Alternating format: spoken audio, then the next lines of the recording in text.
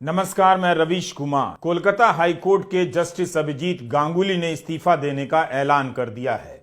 अगस्त में रिटायर होने वाले थे, लेकिन कहा है कि 5 मार्च को वे अपना इस्तीफा राष्ट्रपति, सुप्रीम कोर्ट के और कोलकाता हाईकोर्ट के चीफ जस्टिस को भेज देंगे। मीडिया रिपोर्ट में उनके बीजेपी से चुनाव लड़ने को लेकर अटकलें लगाई जा रही हैं, मगर इस वक्त तक जस्टिस गांगुली ने खुद से किसी पार्टी का नाम नहीं लिया है। दैनिक जागरण ने उनके इस्तीफे को पहली खबर बनाते हुए लिखा है कि भाजपा प्रत्याशी बनाए जा सकते हैं। टेलीग्राफ की रिपोर्ट में है कि सीपीएम से भी चुनाव लड़ सकते हैं। उनके इस्तीफे के ऐलान से पहले बंगाल बीजेपी के बड़े नेता शुभेंदु अधिकारी ने कहा था कि 7 मार्च को एक बड़ी हस्ती पार्टी में शामिल होगी। जस्टिस अभिजीत गांगुली 5 मार्च को इस्तीफा देंगे, तो क्या वे बीजेपी में शामिल हो रहे हैं? अब अगर जस्टिस गांगुली इन तीनों दलों में से किसी भी एक से चुनाव लड़ते हैं, तब फिर उनके उन फैसलों की क्या विश्वसनीयता रह जाएगी? क्या उन्हें राजनीतिक नजर से नहीं देखा जाएगा? जस्टिस अभिजीत गांगुली के आदेशों को लेकर बीजेपी, कांग्रेस और सीपीएम तीनों ने ममता बनर्जी सरकार पर निशाना साधे हैं। उनके कई फैसलों से बंगाल में राजनीतिक मुद्दा गरमाया है। ममता बनर्जी की सरकार को घेरा गया है। जज की कुर्सी पर रहते हुए कुछ ऐसे फैसले ले लिए जाएं जिनसे क्रूसेडर यानी योद्धा, लड़ाके की छवि बन जाए और फिर उसे चुनावी राजनीति में भुनाया जाए। यह फॉर्मूला पहले भी आजमाया गया है, लेकिन क्या इससे न्यायपालिका की छवि खराब नहीं होती है? जस्टिस गांगुली 5 मार्च को इस्तीफा देंगे। उस दिन या उसके बाद ही पता चलेगा किस दल का दामन थाम रहे हैं, किस दल के हैं या किस दल के थे। राजनीति से अलग अदालत में रहते हुए उनके तमाम फैसलों को देखेंगे, बर्तावों को देखेंगे, तब भी आपको काफी कुछ दिख जाएगा। हम आज के वीडियो में जस्टिस अभिजीत गांगुली के बारे में बात करेंगे। सितंबर 2022 में जस्टिस अभिजीत गांगुली ने एबीपी आनंदा को इंटरव्यू दिया और तृणमूल कांग्रेस के नेता अभिषेक बनर्जी को लेकर टिप्पणी कर दी। ऐसा कभी नहीं हुआ था। जाहिर है मामला सुप्रीम कोर्ट पहुंच गया। अप्रैल 2023 में चीफ जस्टिस डी.वाई. चंद्रचूड़ ने कोलकाता हाईकोर्ट के रजिस्ट्रार जनरल से कहा कि इसकी पुष्टि कीजिए कि जस्टिस गांगुली ने शिक्षक भर्ती मामले को लेकर कोई इंटरव्यू दिया था या नहीं। अगर दिया है तो इस मामले की अब सुनवाई नहीं कर सकते। लंबित मामले को लेकर इंटरव्यू देने का कोई मतलब नहीं। किसी राजनीतिक हस्ती के बारे में ऐसी टिप्पणी करने वाले जज को उस मामले की सुनवाई की अनुमति नहीं दी जा सकती है। जब एक जज टीवी पर अपनी राय देता है तो वह मामले की सुनवाई नहीं कर सकता है। हाईकोर्ट के चीफ जस्टिस को इस मामले में नई बेंच का गठन करना होगा।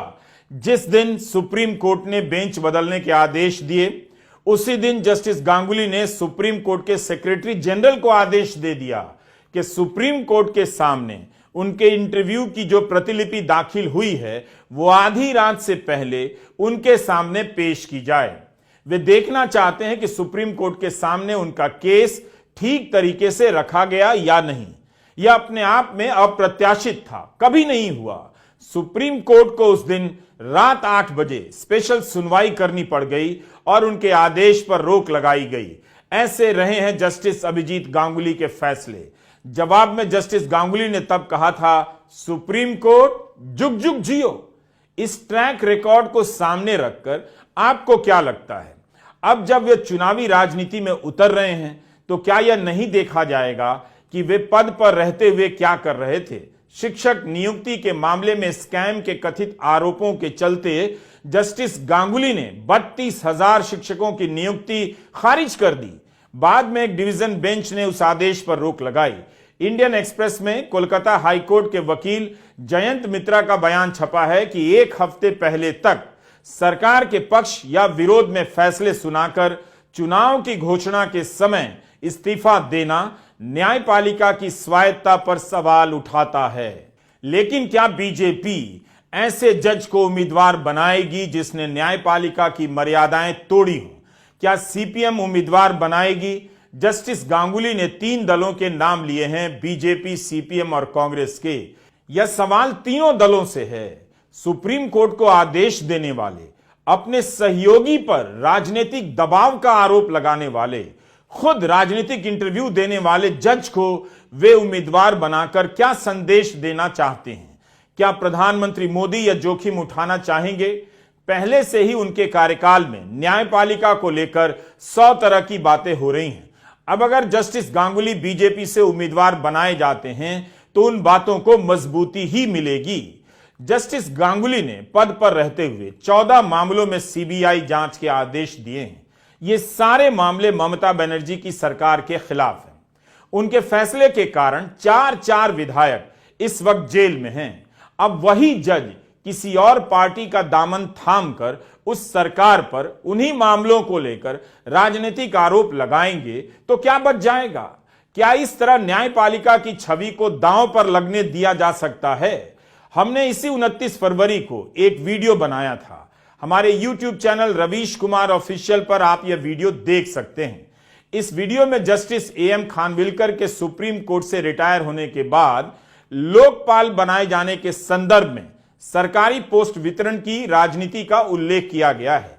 मीडिया में मनी लॉन्ड्रिंग के केस में जस्टिस खानविलकर के फैसलों की समीक्षा हो रही थी, जिससे सरकार के हाथ में विरोधी दलों को कुचलने का हथियार मिल गया।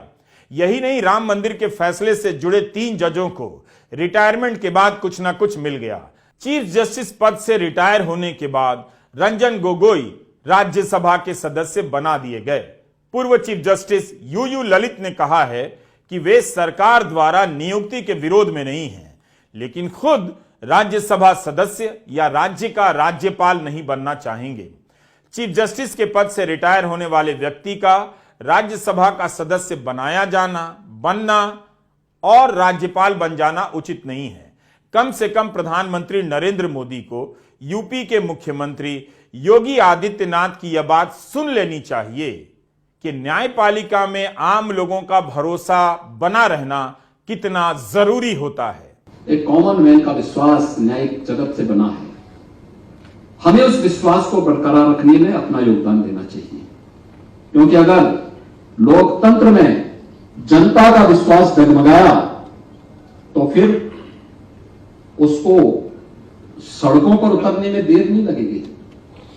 उस विश्वास को बनाए रखने के लिए आवश्यक है कि हमें भारत के लोकतंत्र के स्तंभों को और मजबूती प्रदान करनी चाहिए। जितना अच्छा हो सकता है उतना अच्छी और उतना सकारात्मक सहयोग हमें करना चाहिए। विश्वास बहुत जरूरी होता है। क्या जस्टिस गांगुली इस्तीफा देकर बीजेपी से चुनाव लड़ेंगे तो न्यायपालिका के प्रति विश्वास मजबूत होगा या संदेह गहराएगा?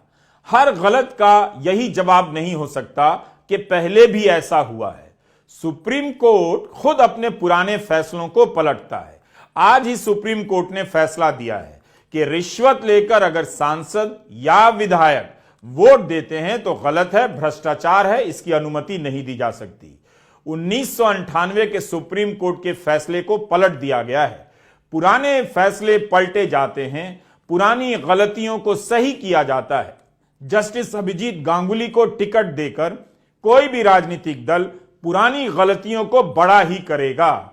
यह उदाहरण काफी नहीं है कि सुप्रीम कोर्ट के पूर्व chief justice Coca Subba Rao ने 1967 में अपने रिटायरमेंट से 3 महीना पहले इस्तीफा देकर कांग्रेस के प्रत्याशी जाकिर हुसैन के खिलाफ राष्ट्रपति का चुनाव लड़ा। अपूर्व विश्वनाथ ने इंडियन एक्सप्रेस में लिखा है कि 1983 में सुप्रीम कोर्ट के पूर्व जज बहरुल इस्लाम ने अपने रिटायरमेंट से 6 हफ्ते पहले इस्तीफा देकर असम से कांग्रेस की टिकट पर लोकसभा का चुनाव लड़ा था। अपूर्व विश्वनाथ ने भी यही कहा है कि इन उदाहरणों का हवाला देकर जस्टिस गांगुली का इस्तीफा और सक्रिय राजनीति में शामिल होने का फैसला उचित नहीं ठहराया जा सकता।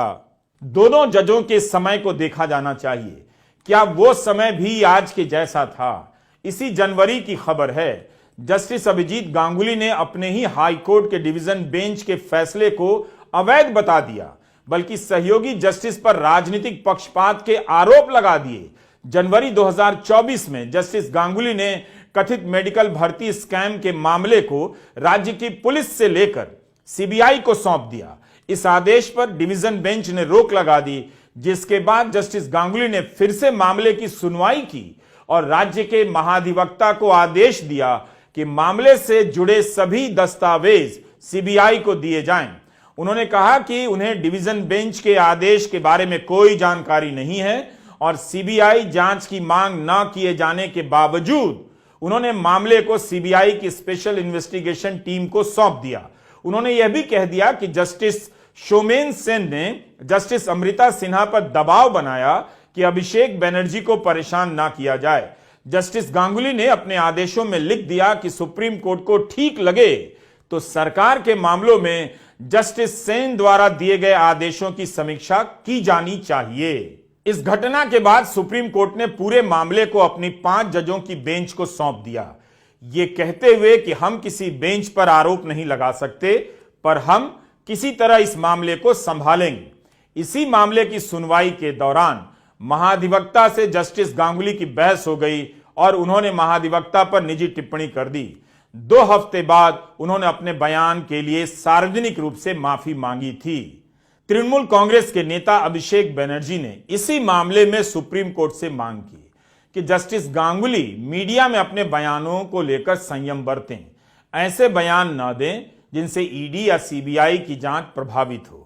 सुप्रीम कोर्ट ने जस्टिस अभिजीत गांगुली को एक मामले की सुनवाई से हटा दिया तो जस्टिस गांगुली ने भी एक मामले में सहयोगी जस्टिस पर संगीन आरोप लगा दिए।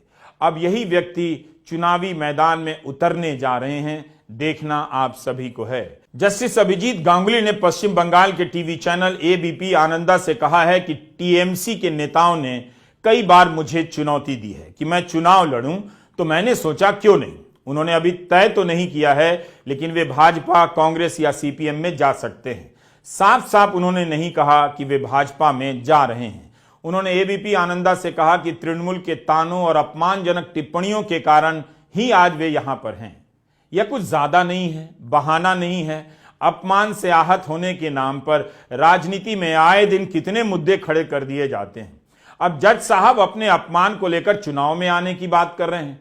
एक जज का कोई अपमान करेगा तो क्या कोर्ट के पास उसका हिसाब करने का कोई अधिकार नहीं होता? अवमानना का कानून किस लिए है?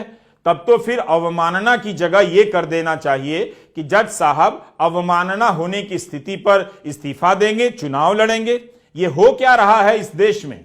सुप्रीम कोर्ट के कितने ही रिटायर्ड जजों ने मौजूदा जजों के फैसलों की कड़ी समीक्षा की है, आलोचना की है। वे सुप्रीम कोर्ट पर लगातार सवाल उठा रहे हैं, तो क्या इसके जवाब में सारे जज इस्तीफा देकर चुनाव लड़ने आ जाएं? 2018 की वो जनवरी थी। सुप्रीम कोर्ट के 4 जस्टिस बाहर आ गए। उन्होंने प्रेस कॉन्फ्रेंस कर दी। तत्कालीन चीफ जस्टिस दीपक मिश्रा की कार्यप्रणाली को लेकर गंभीर आरोप लगाए। तो क्या तब चीफ जस्टिस दीपक मिश्रा को इस्तीफा देकर चुनाव लड़ना चाहिए था कि मेरा घोर अपमान हुआ है, अब मैं चुनाव लड़ूंगा, बीजेपी में जाऊंगा, कांग्रेस या सीपीएम में जाऊंगा? यही नहीं, जस्टिस गांगुली मंगलवार को मास्टर सूर्यसेन की प्रतिमा के नीचे प्रेस कॉन्फ्रेंस करेंगे। क्या